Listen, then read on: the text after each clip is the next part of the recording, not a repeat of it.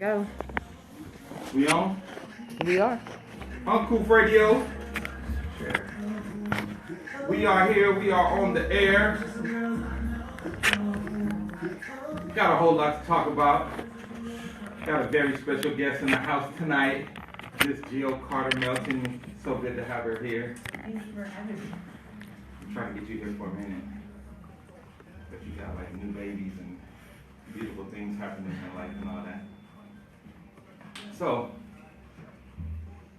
Jackie Chandler, how you feeling over there? You alright? I'm good. You making it? Yeah, just don't make me laugh. No jokes today. No jokes? Daniel in here. No jokes. I'm gonna do my best to not tell no jokes. But it's kind of hard to not tell no jokes when Donald Trump is our president. Oh God, that's me. It's been the worst 5 days for president I've ever seen. You know what? First thing about Trump is I really have to commend him on the amount of his not give a fuck though. Like, when you talk about somebody who truly don't give a fuck, like, Trump don't give a fuck. For real. Like, for real. Like, For real, don't. There's no like, game. This like, is what I realized, because I have never been so involved in politics as I have been for the past few years, months, whatever. I feel like a lot of people haven't. But I mean, really involved, like watching C-SPAN. Right. Sorry. That's okay. So, I watch all the press conferences, everything. I can't get enough of it because I feel like it's a giant reality show. So, I'm evaluating the press secretary. Oh, that shit. First of all, that dude looks like a generic bigot. So that's that's the first thing. He comes out and he looks like he's been racist towards somebody already. Then he's so stressed out. He has tantrums with his words. If you guys haven't noticed, he hardly ever calls on men. He only calls on the women first. I didn't notice that until you said that. Yes. Well, I'm telling you, I've been studying it. He calls on the men. She looks at every single women. one. Yeah, and I watch him again after, just because I need to know everything. So I feel like he's trying to keep the men from challenging him, asking questions. If you guys have noticed, they've gotten what he has to say has gotten longer, so question time is shorter. So he doesn't want he starts off this last press conference he started off with a question from like a fake news entity. In 2015 she started this like pro-Trump whatever it was website, it was found that it was like a fake like news organization. So that's the first question that he started from, not Associated Press, CNN, fake news, quote unquote. It's just so he has to get up there and really, like you said, Trump doesn't care. So he can get up there and say, you know what, I'm the president, the sky is black, bye. So then the press secretary has to get up there and, because President Trump said the sky is black, we have to look at the ratio of clouds to your eyes and understand that this is why he said this, because he has to justify his BS. So you could spew out anything. Press secretary. I told Quincy, I think he's gonna have a heart attack. The press secretary? Yeah, he looks like he's on the brink. I said Trump should be paying to do $1 million. Yes, all of them. He's taking these bullets. Yeah. Like massive bullets for him, and it's embarrassing because we was looking at the I forgot which press conference, and the women reporters. Oh yeah. Was like a firing squad, and I was like, "This is bad." It was very enjoyable. And he was like, "Well, it almost got to the point where he wanted to say, well, hell, I don't know." Yeah. You could tell his frustration. He comes out, he tries to be calm, but you could tell his frustration, and even with all these. That's what it was about. It was about the illegals being allowed to vote. Right. So they were saying, well, if it's so bad, then why he won't open up an investigation? Investigation and protect our democracy? Like they hitting with these questions, like, okay, well, and he was like, if Trump actually believed this happened, why he's not doing A, B, and C, and D? And he's like, well, fuck it. in the press conference. Yeah, exactly. And he comes up with like as much as he can after the BS, but I'm waiting. I told Quincy, I'm waiting for the day where they get up there and like don't take any questions. It's moving towards a dictatorship anyway. I was gonna say, like, what I have noticed is a lot of what he's doing in his press conferences, it feels real Kim Jong-il. Like, it feels real. Oh yeah, they totally like, did you know that. what I'm saying? Like, they did that on I think it wasn't Jimmy Kimmel, but the other late night one. They said we're gonna replay it, and then they played a clip of him, and then they're like, oh, wrong dictator. wrong conference. That's what it feels like. Is that a point to where now they know they lying, so they trying to brainwash us and use alternative facts? Or I can't believe they really said that. Yeah, or the example he used today. He said today. He said, well, if one channel, report the weather is going to be one way, and then you turn to another channel and the newscaster report the weather another way. It's just two different sources. It's just two different stories. Like, no, bro. If one says it's gonna rain and the other one says it's not, somebody's wrong. Yeah. Ain't you both can't be right, and it's been wrong on everything. On everything. And the alternative facts to me just completely took the cake. It's just like now you're basically telling America, you guys are stupid. And it's fun to watch the Trump supporters and their disappointment and their call for the new election. That's what you get 2017. That's what you get. What did you guys really expect? Like, even with the whole wall thing, he signs this executive order, and everybody is like, and I know we discussed it, like, oh, he's doing all these things he said he was going to do. He signed a bunch of pieces of paper that he doesn't even know what it takes to enact them. And even with the wall, let's just even use that for an example, what he's doing is he's saying all these things that he said during his campaign, and he's signing the executive orders. Okay, I said I was going to build a wall, paper. I said I was going to do this, paper. I said I was going to get paper. So he's signing all this stuff. Who knows how long it's going to take to enact this stuff? But he said Mexico's going to pay for it. Mexico's like, no, we're not. And then he was like, Mexico will pay for it, but they're going to reimburse us. They're going to reimburse us. We're going to invoice Mexico. Yeah. For a whole ass wall. So everybody is so like, oh, he's getting all these things done. All he's doing so far is signing papers. He ain't done nothing. Well, the issue that, while you were out before we started, I remember a lot of veterans who big Trump supporters. He just froze their pay. Yeah. He just froze their pay. And it's amazing to see them really regret this fast. The Frankenstein. Well, it hasn't within been a week. 1 week. Yeah. And within 1 week, the Frankenstein they help elect. Well, here's my thing. First, I'm like, did they really think he was gonna be for the little man? Like, that's first. And second, they should have known this was coming. Just strictly take away anything he said during the campaign if you just took the time to look at the people he picked for his cabinet. If you just look, and you should have realized at that moment, oh, he really just finna put all his cronies on, and they finna figure out how to get this money off of America. All billionaires. All billionaires figuring out how to funnel more money to themselves. Yep. That's all it is. So you can have a cabinet full of billionaires and be like, they're gonna look out for the little people. And none of them have experience in anything that they're in charge of. So education or whichever agencies they're supposed to be in charge of, they have no experience whatsoever. And some of them have conflicts. Yeah, strict conflicts of interest, like the one with education. We talked about that last week. She owns a loan collection company to collect loans for student debt. So how are you supposed to even sympathize with my situation? And you trying to collect debt from me? Another guy, and with the medical stuff, he bought a whole bunch of things, something with hips or whatever, and then signed a bill to Ain't the guy that's our Secretary of Environmental, and he the ex-president signed I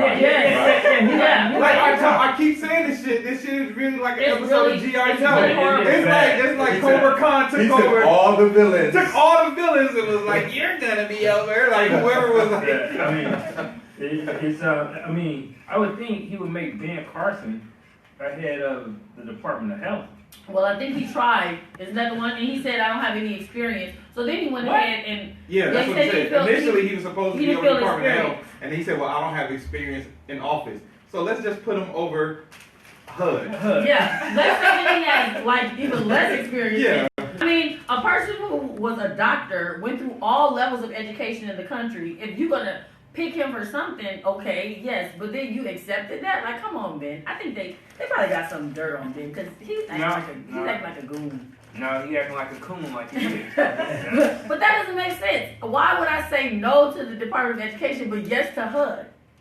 But Elizabeth Warren said that she sent him a 9-page letter detailing everything that she wanted done and accomplished, and that different things that were concerns, and he wrote her back, like he responded. He was the only person that responded to, like, because you know she's on everybody like white on rice. Yeah. And So she pretty much gave him a syllabus pretty much as to how to do his own job. like when she even talked to Betsy, she even said for Betsy DeVoe, she was like, we talked about this in a meeting in my office. I'm not understanding why you don't understand what I mean. So she's been very clear about what she expects from these people. But I think, like I said last week, they're putting all that stuff out there. So when this stuff starts coming back and biting them in the butt, they're going to be able to be like, well, these were our concerns. Well, what they don't understand also is if you really look at it, what this is going to do is not only going to destroy the credibility of the Republican Party, it might literally destroy the Republican Party for the next 20 years. Yeah. Because the things that he's enacting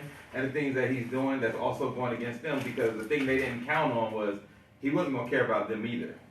But because, as I always say though, because the Republicans always fall in line because they're party first more than Democrats, they're going to fall in line with everything he's saying just because the Republicans are always like, long as we control the House, we don't care. Like, that's why His Bush... power is power over anything. Yeah, it's power over... So they like, even if he's dead ass wrong, we back him. The problem is, Democrats have such a high moral compass, they wouldn't back the Democrats no matter what. And that's why we always lose these battles. And that's what part of what we were talking about when we were talking about some of the, what do you call those things? The executive orders. How are you going to be, if I feel like I have 2/3 Senate and I know I can count on my people, but some of you guys are voting Republican, because you're conservative Democrats, then we're not going to be able to get anything done. Yeah, Because you only vote assuming you have. Remember, a lot of Democrats turned on Obama that second. Was it that the first midterm or was it the second? I think it was the first one. It was the I think it was the first midterm. So a lot of Democrats are. I mean, we kind of saw that Hillary and a couple of them, because you remember Hillary's track record was voting on a lot of Bush's policies. Yeah. When Bush was in office. So that's the difference, always. Yes. Republicans are for the party no matter what. And you Democrats actually try to run politics real, like we're going to look at the bill and decide if we... Yes. And Republicans like, I don't give a fuck. It's Republican. It's Republican. Yeah, and like you said on that post, that is a Democrat problem. It now, ultimately, it's something that you can't fight, but within the party, we're not united like that. We're not united like that. One thing I will say is Republicans have balls enough to ride for their own no matter what. Right. Like they ride for their own. Right. Democrats, they don't operate the same way. They don't move the same way. And because of that, because you have that division, they will always be the weaker party, even when in power. Like that has been shown. Like even when in power, they'll still be the weaker party because they don't move in concert like the Republicans do. Like all those people who was talking like we don't back Trump, soon as he won, they all fell in line. You haven't heard them coming out talking against him anymore. Like that whole faction of Republican senators and the House Speaker and all of them guys who was like, yo, we now rocking with Trump. As soon as he became the president, they were like, well, he's the president now. We gotta back him. So, and the scary thing about executive orders in regard to Trump, so many of them become law instantly. And even if the House and the Senate want to stop it and want to defund it, it takes so long to do that. It's almost like the damage is done. By the time they retract it or the time they try to say they're not going to fund it, the damage is almost done. So that's why I was saying, because you know a lot of people, and this is my only thing, when people were saying, I wish Barack had the same power, I was like, Barack literally had the same power to do this. And even if, because I know you were saying like, well, why would you do it if they're going to reverse it anyway? To me, that's the one thing I commend Trump for. He's like, I don't care. Yeah. To me, that's the only difference because like I said, as soon as you said that, of course, I'm going to go do my research. So it was a couple different presidents, and of course we don't have time to talk about it, but they talked about their different circumstances. One issue too that, like I said, we don't understand about executive orders. Your executive order can only be passed if it's not violating a law, and that's a lot of laws. Yes. So now they're talking about the border law, like he's trying to write an executive order about the border, but first they gotta find out if it's not violating any of our The laws. Constitution, yeah. Right. And so you can, like I said, you can write 200, 300, 400 executive orders, and like I'm doing something, but they have to be checked. Well, but this is where the problem comes in, because first of all, we already know this administration doesn't care about facts. Yeah. That's No, first. not facts, but I mean, you can't But, I mean, say yeah, a but- law that's breaking a law. So this is the tricky thing about that. It's not that it's literally all of the law, it's just it has to be found unconstitutional, which means they have so much wiggle room to utilize that it's unconstitutional, which is kind of the same thing they're trying to do with abortion. Like they trying to do the whole Planned Parenthood and defund it and all that, but like they said, abortion only counts for like 3% of the budget of Planned Parenthood. That's one. Right, But right. then two, the whole premise to them is, well, we're Christian and we're Christian faith, so we shouldn't have to pay for abortion because we don't believe in abortion. But by that same token, if we all saying like, well, I don't believe in the wall, we don't get to not put our tax money into the wall. We don't get to say, well, I don't believe in the wall. I believe in injustice for all. My religion, you know what I mean? So it's like, it's really picking and choosing what's constitutional and to whom.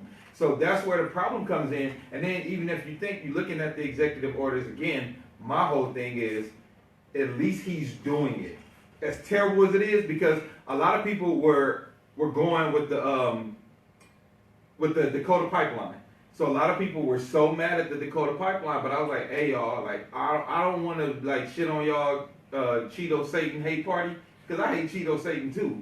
You know what I'm saying? But like Barack could have signed an executive order to stop that shit before he got in office, because that was going on for like almost a year before Trump. So it's almost like we have to look at ourselves as well. Like all the stuff we're gonna blame Trump for that he's really accountable for, yes, I'm with it. But we also have to look at ourselves as well, especially the Democratic Party.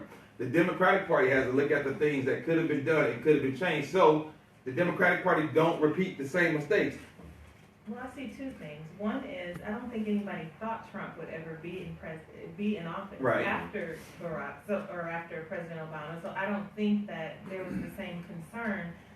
And then the second thing is, with executive orders, they can be reversed by the next sitting president. Right. So, you know, I think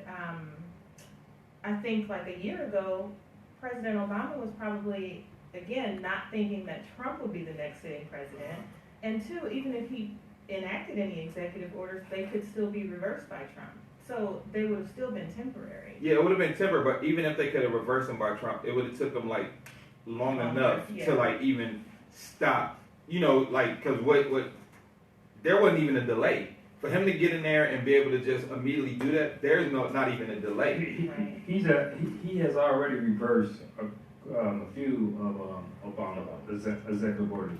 But I want to say that one thing I've learned is that Democrats have to politic different than Republicans. Because in Chandler, I've been saying this for years. I don't believe every racist is Republican. I mean every Republican is racist, but Right. I believe every racist is Republican. Right. So no matter what, that's where that loyalty comes from.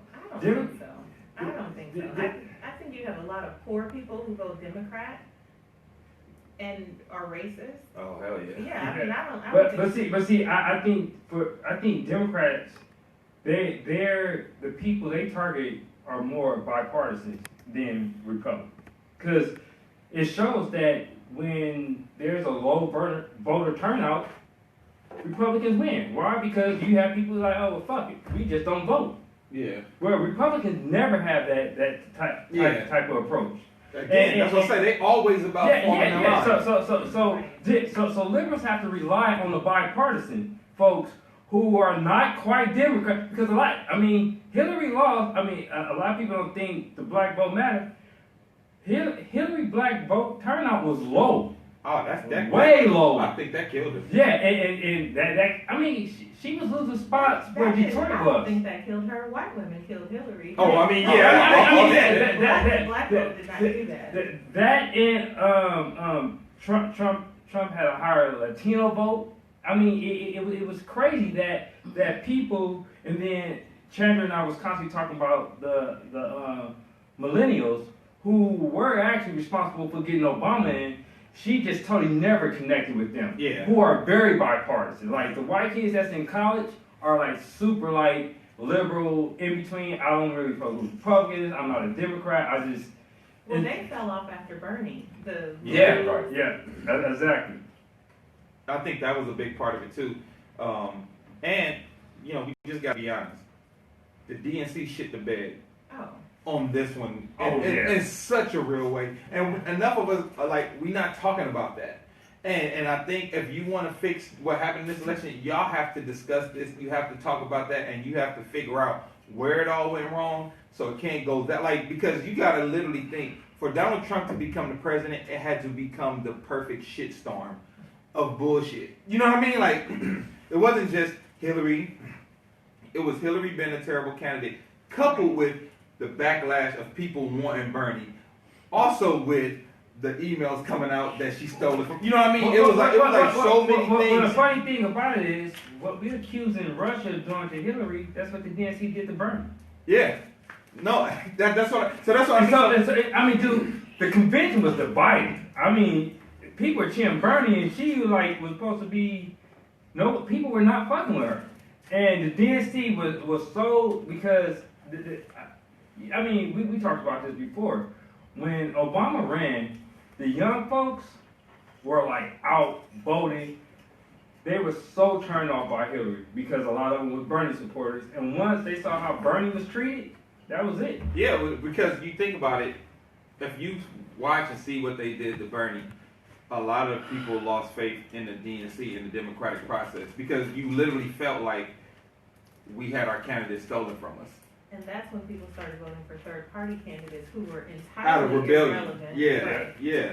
And so that's what I mean by like all of these different things are like that perfect storm of shit that was able to make Trump rise. Yeah. Because it wasn't that Trump was really a better candidate. It wasn't No. even that Trump really got that many votes because he lost, like I said. But then you also, like you said, you had the arrogance of Hillary again, who didn't go to Ohio, Michigan, those battleground states that her ass need to go. She didn't set foot in them. Which all states Bernie beat her in during the primaries. Bernie beat her in Wisconsin, Bernie beat her in Michigan, all those Rust Belt states Bernie beat her during the primaries. And Because people don't connect to her there. They connected to him, but there is no connection to her. She's very difficult for people to connect with. well, see, Bernie was kind of our Trump because Bernie went against the traditional Democratic rule. I mean, you remember during the campaign when Bernie called out Obama, and everybody was like, "Oh shit! Like, how can he dare call?" Because that's how he was. Just like Trump was calling out Republicans, Bernie had no problem calling out Obama or whoever else was there. So that really made us feel like, you know what? He don't have a problem calling out anybody that's not right, even if it's President Obama. Yeah. And so he was like our Trump. Like he went against the grain on a lot of democratic issues. Plus, when you telling kids free college for everybody. You know, one of the things, because somebody said this when we talked about executive orders on my Facebook page earlier, somebody said, well, you know, one of the things that gives Trump the gall to be able to do this is his white privilege to sign these executive orders. They're like, you know, if Obama would have had that same attitude, he probably would have been assassinated. I said, he probably would have. Probably. I said, but, like I said, my thing was, I was just making a statement of fact, because also, I feel like we need to educate ourselves. Because when we say certain things and we talk about certain things, them Republicans and those Trump supporters, they waiting to tear your ass up. If you want to talk, if you want to really jump into the political arena. Like, so I'm like, you have to educate yourselves when you like, because somebody said, and, you know, we talked about this shit, like, oh, I wish Obama was able to just do this. I'm like, well, he kind of was. You know what I mean? He kind of was. But the difference is, Obama was still a politician. Exactly, and that's what I was gonna say. He worked under, okay, I'm a politician. Trump is working like I'm a dictator, businessman dictator. So he's trying to be the president. He was trying to be the president more for the people. Trump is like, I'm just gonna do what I'm gonna do. Yeah. I mean, And I mean, it's different personalities. Yeah. We can look down the line on all presidents and how they do their orders. Well, if you remember when Obama came out the gate signing executive orders, they started calling him a dictator. It was like huge backlash Yeah. from Congress in the Senate that Yeah, so that's what I'm saying. So all the things that they said dictator. about Barack, I think it affected him. Like, you know what I'm saying? Like he tried to move different ones because, like you said, you had the pressure of him being the first black president. Then you also had him trying to, he was always about trying to unify the liberals and the Republicans. No matter what nobody said, if you go back, he always was about trying to unify both sides and make it. He was always talking about reaching across the aisle, being bipartisan. So again, to me, still a Democratic problem. I get what you're trying to do, Barack, but that don't work for the political landscape that we're in now. Mm-hmm. Now you get Trump who comes in, who does the exact opposite, who signed these orders. People are calling him a dictator, but he don't give a damn, and he's not an operator. Because like Barack was an operator. So I'm sure Barack probably was like, I won't sign this executive order because I'm gonna need so and so and so and so and so and so down the line. As we know with Trump, he don't care about what's coming down the line. And see that's You know the what I thing. So are we more pleased with let me get this right now, or what happened? What it really able to stick? Because I remember reading about the commutations, and the problem was they were rejecting so many that he told people to get around the law. He started encouraging people to apply because they wouldn't change the law. They wouldn't, because that was his big thing, was like the federal laws are changed, so these people need to be, their sentences need to be commuted. So he said, you know what, let's do a whole, section of have you guys apply and go around it, and that's why he was able to commute so many. So was it that he was looking towards what I was really going to be able to accomplish? Like I was going to be able to do this, or this, or maybe like you said, I'm going to need this, and this, so I can use this later. Or let me just say, whatever, let me just throw it out there and see what sticks. Because really, you only have a very small window to do anything. We talked about the midterm elections. We talked about when the Congress changes. We talked about all those things. So as a president, really, you only have a small window of time to actually get things accomplished. Well, the example I gave to you earlier is one. It's kind of like you had two people move into a house. First, you move into a house. The walls are painted nice, brand new carpet, brand new floor. The plumbing is great. So it's easy for you to just come in and decorate it the way you want it. The other person move into a house and the plumbing is bad, the walls messed up, it's molded, because now you got to clean up somebody else's mess. He spent the first 4 years of his presidency cleaning up somebody else's mess. He had the worst recession since the Great Depression, 2 wars, and then he sworn in January, and by November 2010, he's dealing with Republican Congress and Senate. So by the time he really wants to start focus on his own agenda, he's already dealing with Republican Congress and Senate. So they started, Trump could go in and move right in with his own agenda because America is in a better spot. So he don't have to deal with the issues of the George Bush mess to come clean up first before he start his own agenda. Well, for me, I think, like I said, the first 2 years, even though he was cleaning up that mess, the first 2 years, he did have 2/3, the Democratic House and Democratic Senate, and I don't think he took enough advantage of it when he had it. I think a lot of those, even the thing about the executive orders, when they take it to the Supreme Court, the way to stop executive orders is they have to create a new law to change it to go reverse. So that means, like, you know how long it takes to get a bill drawn up, a bill passed through you know what I'm saying? So it's almost like by the time you do all that, he's either going to be almost finished with his first term or he's going to be running on his second term. Right. And that's another thing too. Some of his executive orders are still waiting in the wings. Well, yeah. and a few got rejected by judges, by right. So that's what I'm saying. But I'd rather you just go. Like I'd rather like Barack would have went in guns blazing and like yeah, you could reject them, but by the time y'all reject them, like if I'm gonna get 7 in, if I'm gonna throw 8 in, I'll probably get 5 or 6 to go by y'all. And I hate to say it, but there's a brilliance in his arrogance because we have a political process that's in place, and what he's saying is, I'm gonna sign this shit, and I'm gonna make you guys work for this. You're gonna have to put in the work for this to not go through. Exactly. As opposed to I'm gonna put in the work to find out why it has to go through. So he's signing everything and anything and everything, and then you have to allow that process to say, okay, this cannot happen. So that's why he's just signing shit away. Yeah. Well, see, you got two people with two different personalities, like Trent said. You got one person that's like, you know what, I'm the president of the United States, even though you don't like me. So I'm still your president, and I'm still going to do my best to try to please you as much as I can, even though you don't necessarily agree with me. And you got another one that's just going to be the president of the people that fucking roll with me. Yeah. So fuck everybody else. Yeah. Don't roll with me. I'm just going to be the president for the people that roll with me. Even fuck the people who roll with him. Right. Because you think about it, like the little guy, like those, like she said, those poor Republicans, those Republicans who hang on to the fact that I'm poor, but I'm better than the minorities because I'm white. He's not finna look out for them either. And those are the ones who got him in the White House. That, and like she said, that 53% white women. And I keep going back to that 53% white women because y'all gotta understand, that's a lot. That is a lot. That's 1 of fucking 2. Period. That Like is if a you lot. think about it, if you walk into your office at work, 1 or 2 of them motherfuckers voted for Trump. They not gonna say it, and like that's why they not coming out. They didn't come out to the inauguration because they don't want to be seen. They didn't come out to, but I bet they was out there marching with your ass, like, Right. yeah, fuck Trump, like that nigga my president. Like so that's why and that brings me to our next topic, the need for intersectional feminism, because of like I was appreciative that the women's march happened.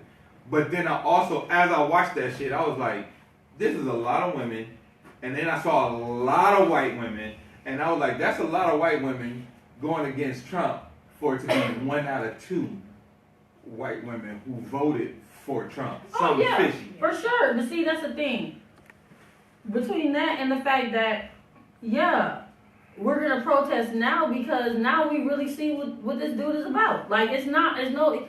Even though his rhetoric right now is campaigning, like he still acts like he's campaigning, which is so annoying. But even though, his rhetoric is campaigning, he's still, he's now saying what he really was gonna do. And they're really seeing how it is affecting them. Because a lot of times when people are doing things that are positive or that don't affect you, you're like, okay, whatever. But when you're talking about some blanket laws like these 7 men controlling your reproductive organs, Right. you better believe every woman, voted for you or not, is going to get out there. So it's it's unfortunate. It's again that's what you get, but that's what happened. Well, this is my thing. Oh, go ahead. They knew exactly what they were getting into. Yeah. Because the march was 1 day after he was in office, so he hadn't even done anything with abortion or women's issues yet. So nothing changed from what he said when he was campaigning until that Saturday, the day after he was inaugurated. So I think that the further we got into, okay, this is really happening, I don't think it was so much that that he became president. I think it was as we got closer to it and people realized this is really happening in January, he will really be inaugurated. I think that's when it started to hit a lot of women. But, white women did not vote for Hillary. White women were the majority of women out at these marches.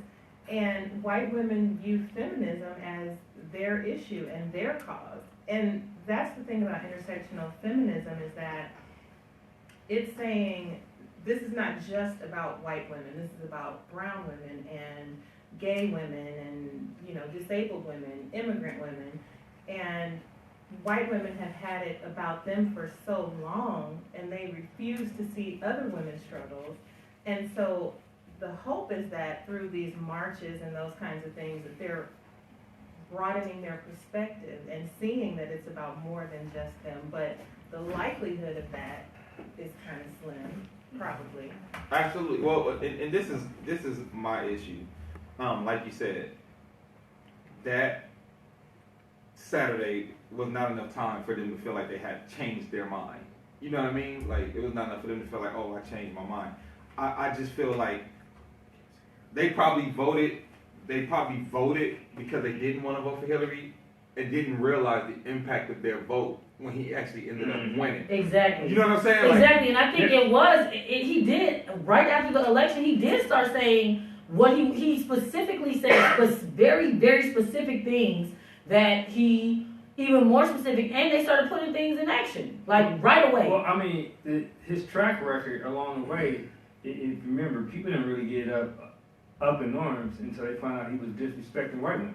Right. I mean, Right. I mean, so for them to say, well, we didn't know, well, hell, everything was. I mean, what Trump said just about the Hispanics, about the disabled. Well, all hell broke loose when he was disrespectful to the white woman on Fox News. Yep. And talking about grabbing their pussies and whatever else. But he still had a panel of women that were like, it's locker room. Like, he still had the people who But were so just that's what, justifying their and I vote. feel like those women who was talking about that, But like, that- talk shit. I That's don't who's think- at these marches with y'all.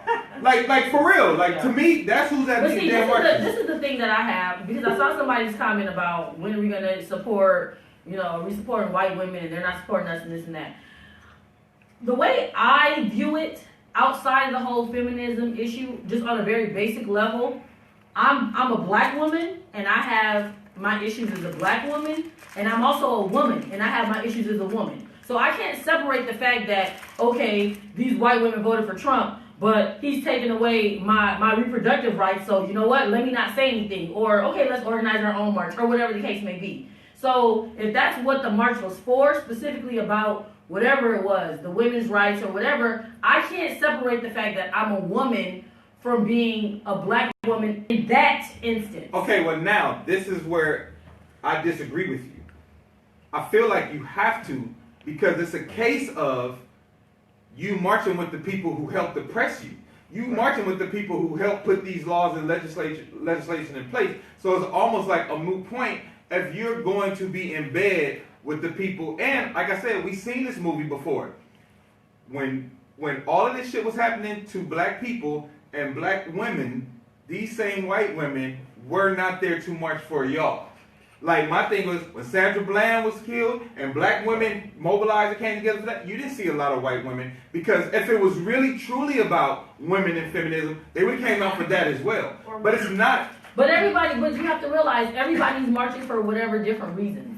I agree. I agree, but we have to be. You marching for the overall umbrella of feminism. I might be marching for this. I might be marching for that. I might be marching strictly because I don't know what to do, and I want to have some type of part in the protest, and I'm upset because my rights are taken away on a very basic level. It doesn't matter. I could be black, white, Hispanic, whatever. I have reproductive organs that people are trying to control. I get that, but I also feel like if it's like I say again, my thing is, if, like, I even say this when I was talking about black people. Like, yo, if it's really about black people, you gotta operate a certain way for all black. You can't say I'm with black people, but I'm not gonna help the gay blacks. Or, right. You know what I'm saying? I definitely So that's agree why with I feel like to me some of the women's march shit is bullshit. Because if it's really about women, why can't they come to aid when it's black women too? Because you're saying, well, that's not their issue. No, that's But- not. I'm saying but it should be for their me. issue. I'm saying for me, because everyone is saying, well, why do these women? They're in the bed. They're lying. They're doing with the women that put them in there. I'm saying for me, on a very basic level, being a woman would have been my issue. So if that's not what they feel, I can't make them feel that way. No, yeah, but if they don't care about your issues for real. But I'm not talking about know their what I'm issues. I'm talking about my issues. If Well, they don't care about our issues, yours and mine as black women, then they're not true feminists. Or their version of feminism,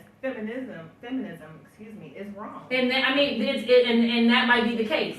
But just like I said, on a very basic level, for me, if I'm upset about something that's been taken away from me, then that's what my voice is for me. But see, So their voice but- may be something for them. Like But that's see, that's the same thing. That same attitude is what happened in the 60s and the 50s when they used the black women to get what the white women wanted, and then they discarded black women. So that's what I'm saying. I want the black women to understand, because like I've even got people in the comments saying, well, it's more complex than race.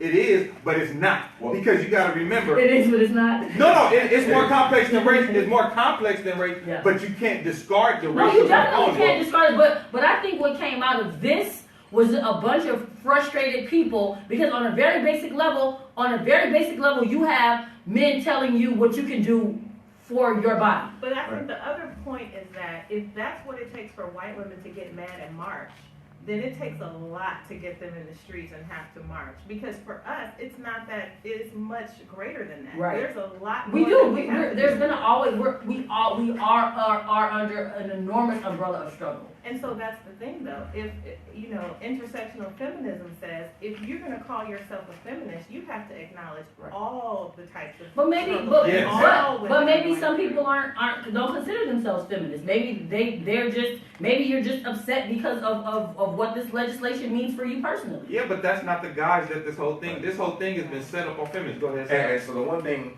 when I got here, I was kind of doing my research on it, and the one thing that was consistent with all the different authors and whatnot was that white women over time repeatedly internalize and personalize feminism for their own good. Well, And it was a white woman movement. Right. Like, we know that. But then when situations like this come on, they use you guys as pawns. They use black women as pawns for their agenda.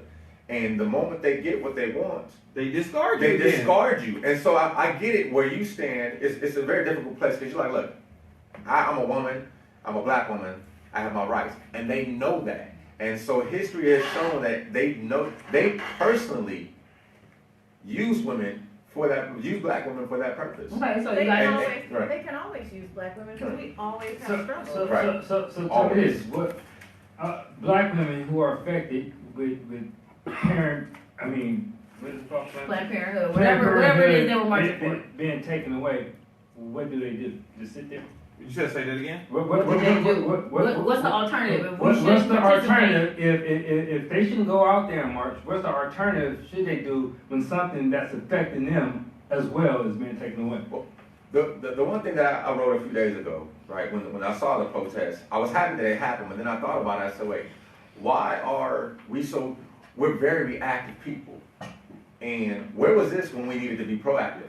And so I think what black women need to start doing is, rather than always being reactive when some shit goes down, then we're out there protesting, black women and people in general, I think we need to start holding these white feminists accountable beforehand. Before some shit happens, before the shit happens and then we gotta hold hands and protest together, I think we gotta start calling them out way beforehand.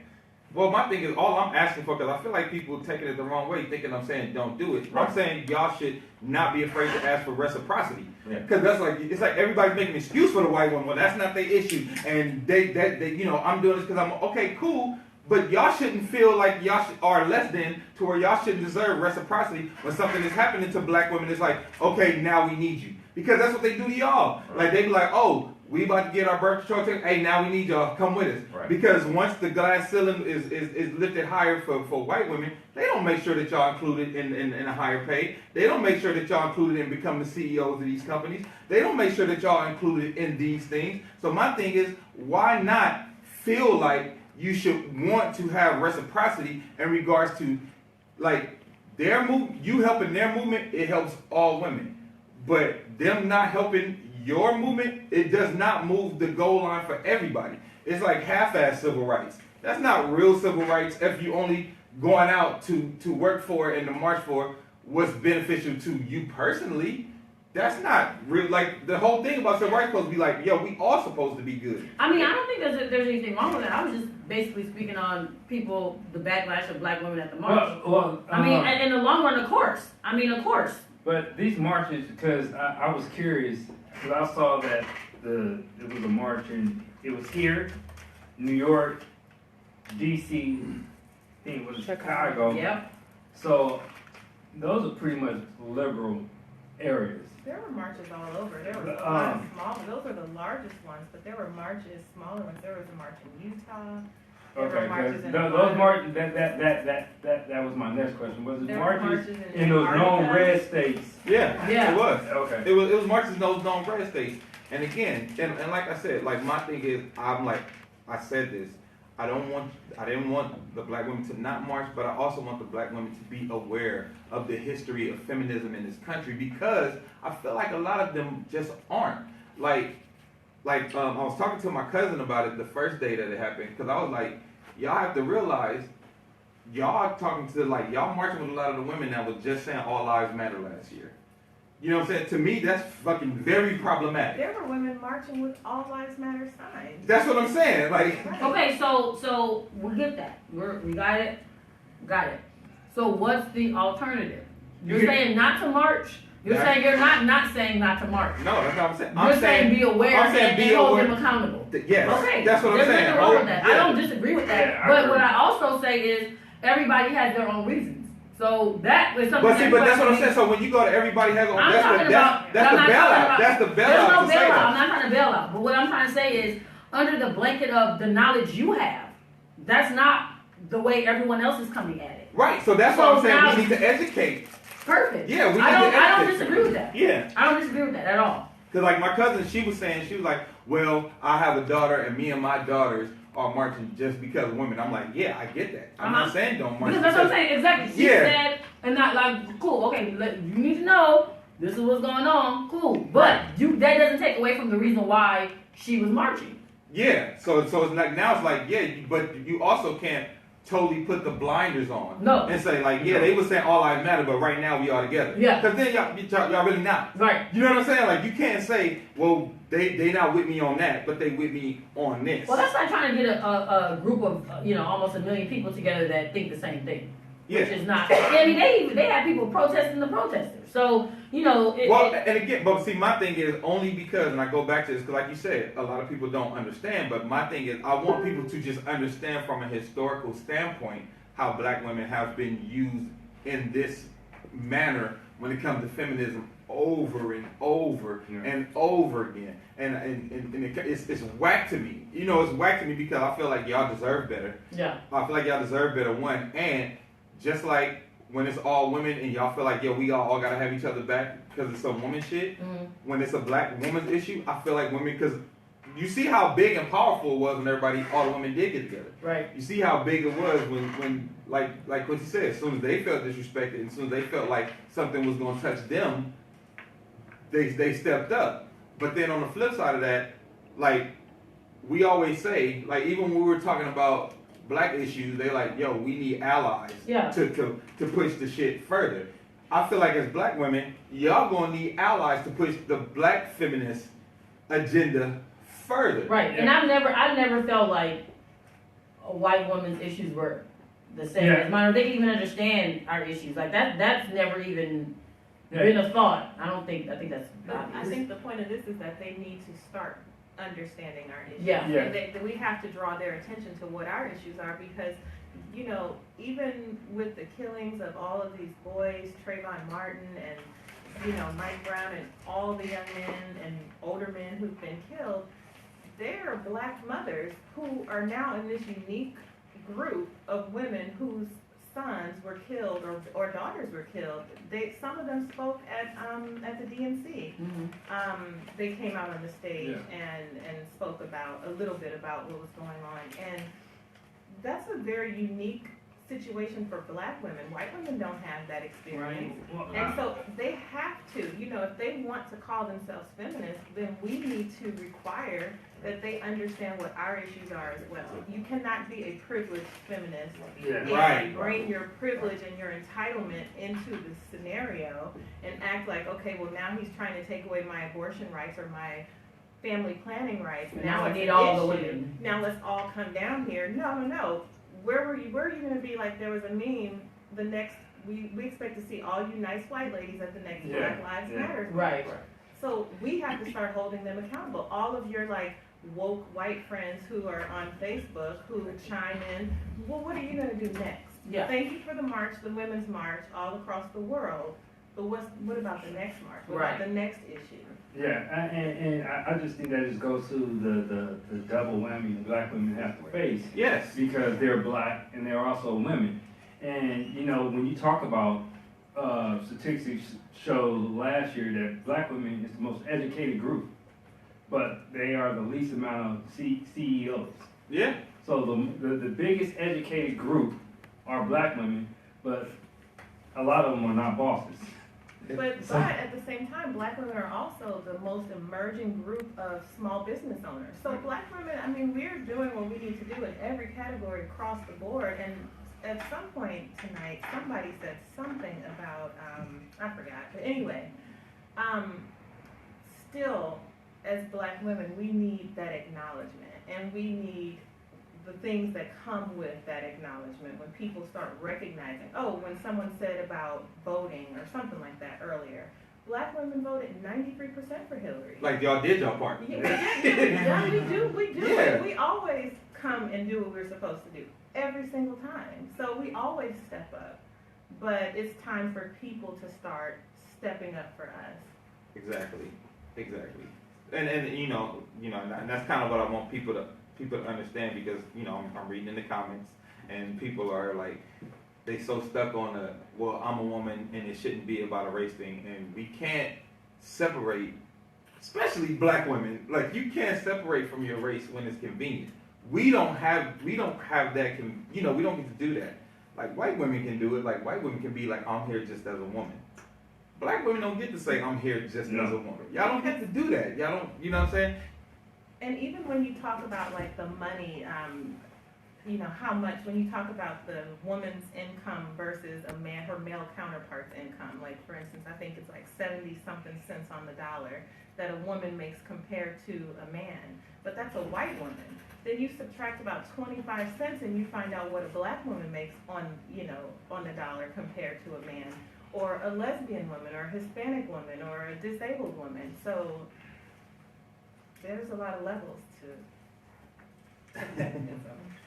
Yeah, it's levels to this shit. But I think I feel like it's really clear that a lot of people kind of don't understand the levels, and I think that's why I wanted to kind of like bring that part to the forefront, because there's a lot of women who don't, like, I'm looking at the comments as they go, and somebody like, so we should require white women to support us.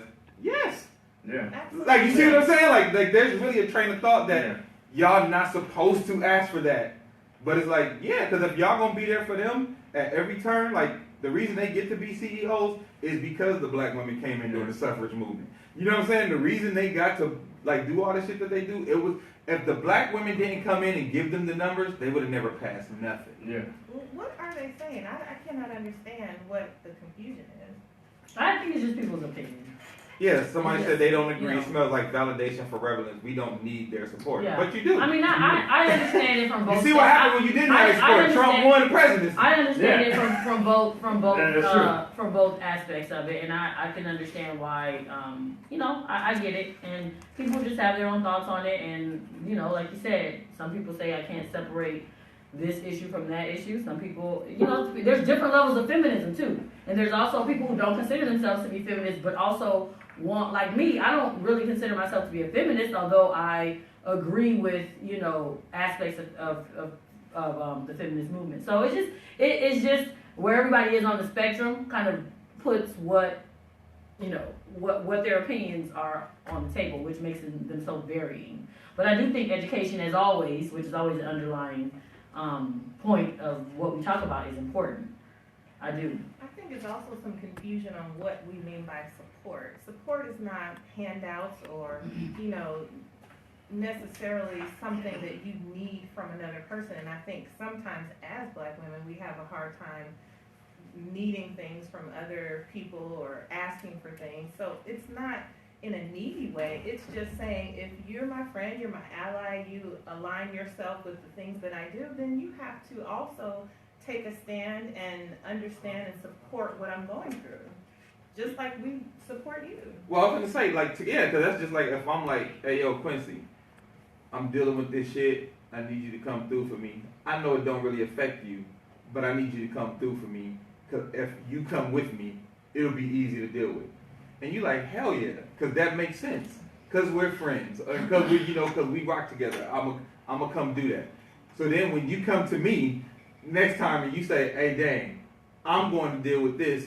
Can you help me? Woo woo. I'm like, well, that's kind of your shit. Yeah. Like, you know what I'm saying? Like, that's what's happening.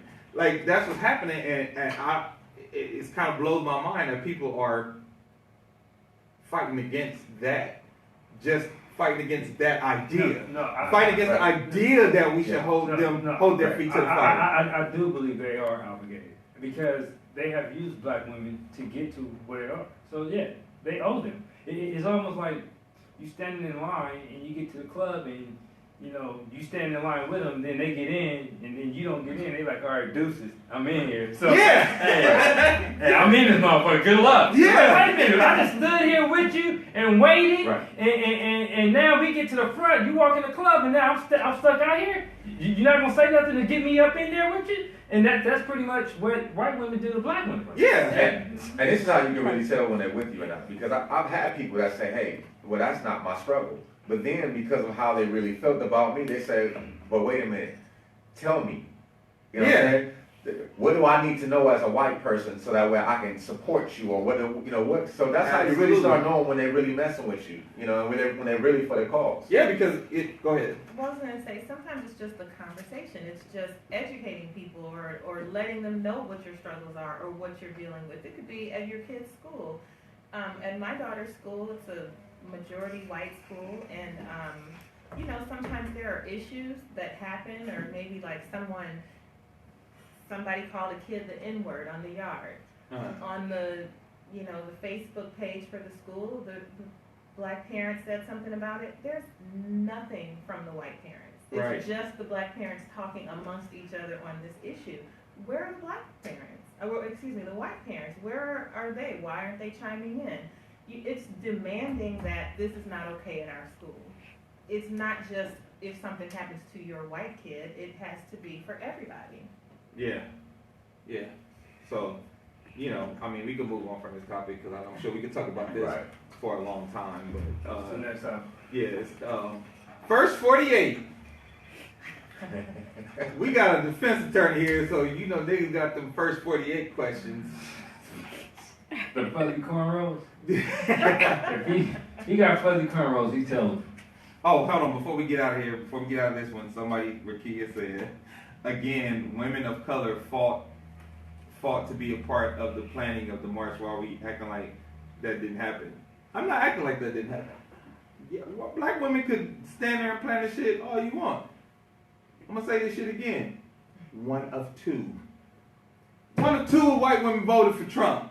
So that means a lot of people that you asking to help you keep your reproductive rights, they did the exact opposite and voted to take away your reproductive rights. And we cannot act like that's not a fact. Like we can't act like it's like they said, oh yeah, we voted for Trump. He got in, and then they come stand next to you and be like, damn, that's fucked up. Yeah. I know you was gonna really be that way. That's what they're doing. And it's not like they didn't know what he stood for. Yeah, it's not like it was a secret. He was talking about putting women in jail. He was talking about women in jail for abortion months ago. Wait a minute, I was baffled. You said how many percent of black women voted for Trump? 92? 93. 93? Voted for Hillary? 93? Yeah. I was baffled at the 7%. Why was it not 100%? I didn't understand that. Like, you got those. I'm like, why was it not 100? Well, maybe because people voted for other people. I say you had the Jill Steins. Okay, because I was like, why was it not 100%? And then you got the, I'm just not voting. Yep, you had the, I'm just not voting. And then you also had the rich black Republicans who voted for Trump. Because I stumbled upon like a black Republicans for Trump Facebook page. Oh, you the one added me. I was wondering how I got up in there. I was like, y'all have to see this shit. No. Like, I was walking around that motherfucker. I felt like I walked in the room and see some shit. So I never saw it. I was like, wow. Hey, I was wondering how I ended up on that page. I was like, who the hell are these people? Like, they're like black Republicans and they're like proud Trump supporters and everything. I was like, how the hell I get up in here? So it was your ass. Okay. Yeah. Because I wanted you to see. Because I was like, this is amazing. Because they was having whole discussions about why Trump was good for their America. Because they see themselves different from us. of course they do. You know what I'm saying? They see themselves different from us. Hold on. Rakia said 80% of people didn't vote. That's not true. So I'll move on. Why do you keep doing that? Well, cause like you can't just throw out numbers like that. Like 80% of You can't. America. This is Trump America. Like now she's acting like a Attorney, she give me This is alternative. Yeah, now we're America. kidding. Like, You we're giving an talking alternative fact. Perfect. 80% of people, like you can't say 80% of America didn't vote. When you block and you You know what I'm saying? But so I hate you. I hate you. now that we in Trump's America, we gonna need to know shit about. We gonna need to know shit from defense attorneys now that we in Trump's America. you better know your shit. What is the first bit of advice? Cause do you ever watch First 48? I stopped. I stopped watching it. It's too painful. As a lawyer, cause you be yelling at TV like, shut the fuck up! As anybody, it should be, but I used to watch it. Well, let me tell you something. One thing I learned about First 48 is I learned a lot about body language and the signs of a snitch from First 48. And let me tell y'all something. Anytime a nigga inhale, exhale real hard and ask for a soda, he about to tell. He asked for a soda. Oh, or a cigarette. Or a cigarette. If he ask for a soda or a cigarette, Nerves be bad. he about to tell. When he do this, he telling on everybody. It's going down. That big exhale mean, all right, I done gave up. And another thing, the second thing I learned about First 48, girlfriends ain't shit. Girlfriends on First 48 throwing everybody under the bus. But there's a lot of times, the biggest weapon you use against a female is a kid. And that's what tends to happen. So you're like, look, you tell us what we want to hear, or your kids will be taken away, blah, blah, blah. 9 times out of 10, she's not gonna lose her kids. I've seen females fall for much less than kids, but that's me. Tell us about it. Tell us. No, that's actually here or there. Tell us about it. I mean, I don't know about what specifically. What's your first piece of advice if somebody is up in that room? To not say a word. Period. Nothing at all. Not any information other than your name and your, the fact that you have an attorney. Once you tell the police that you have an attorney, that's when the interview should be over. And that's it. Let me tell you something, and I'll say it because we didn't even have. This is not really a long discussion to even have about First 48. It's not. What's your name? Lawyer. Correct. Like you be thinking, because some dudes be thinking they're gonna outsmart them. Like, oh, I'm gonna tell them a little bit of truth. Yeah. Like I'm gonna tell them, yeah, I was there, but you done fucked up. Right. I always told people, I said, look, the most important thing, the right to remain silent. I like, for some reason, you guys never hear that. I get it becomes so routine that people just go through the motions of listening, but you have the right to remain silent. And that's so important. That's so important. Like, use that right to remain silent. Dude, I would literally, because I'm like, you have the, and I would say it loud, you have the right to remain silent. And They still weren't listening. But even people who are repeat offenders, who've been in and out of jail for years for their entire adulthood, still fall for that.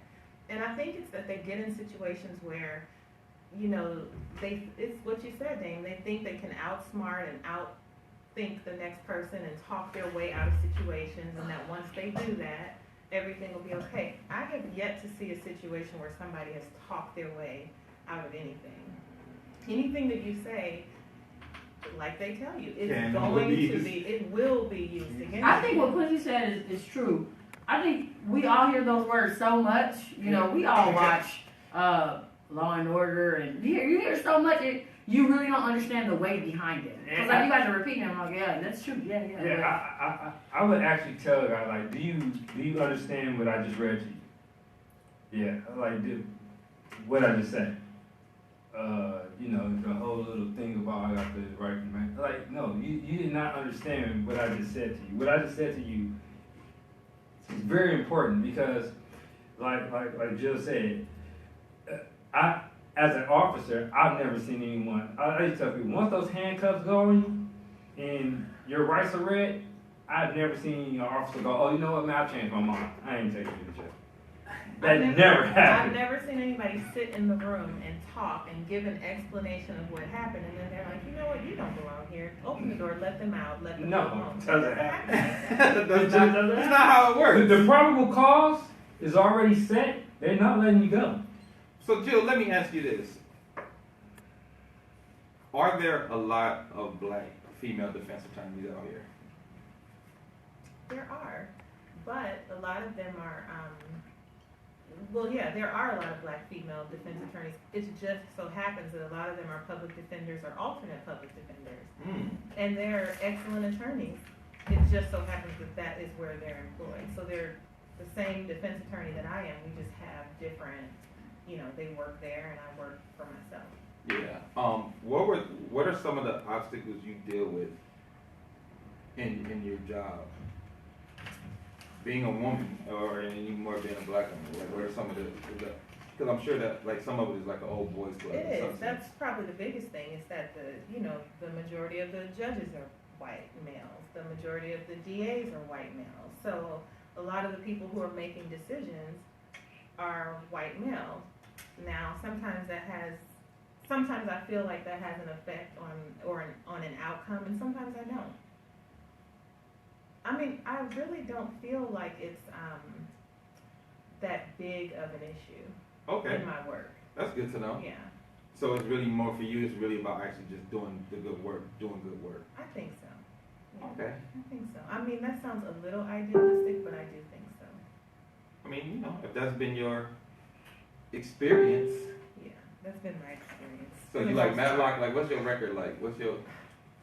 It's funny, people always say, what's your record? And I don't think attorneys keep records. Oh, it's on Or TV? maybe defense attorneys Yeah. don't keep records because it's depressing. I mean, you know, I always say, I don't control the facts. So you come to me with the same. Well, you can now. It's the alternative facts. Well, yeah, world. actually now Yeah. I can now. But, you know, if you come to me with a certain set of facts, I have to work with what you bring me. So, you know, my record for each individual will depend on what they bring to the table. That's hilarious. So I'm seeing like a lot of,